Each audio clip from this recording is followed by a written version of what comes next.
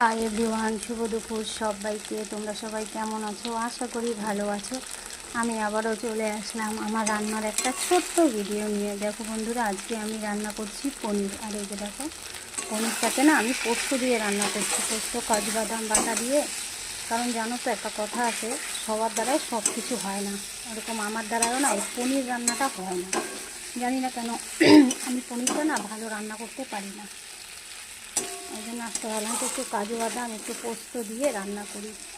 কারণ আজকেও আমাদের নিরামিষ, সপ্তমী পূজা, তাই নিরামিষ। চলো, পনিরটা কষানো হয়ে গেছে, আমি একটু হালকা ঝোল দেবো। দেখো, সামান্য একটু ঝোল দিয়েছি। এটাকে আমি এখন শুকিয়ে একদম গায়ে গায়ে রাখবো, কারণ ডাল আছে তো, এই জন্য। আর পনির পোস্ত ঝোল ঝোল খেতে ভালো লাগে না।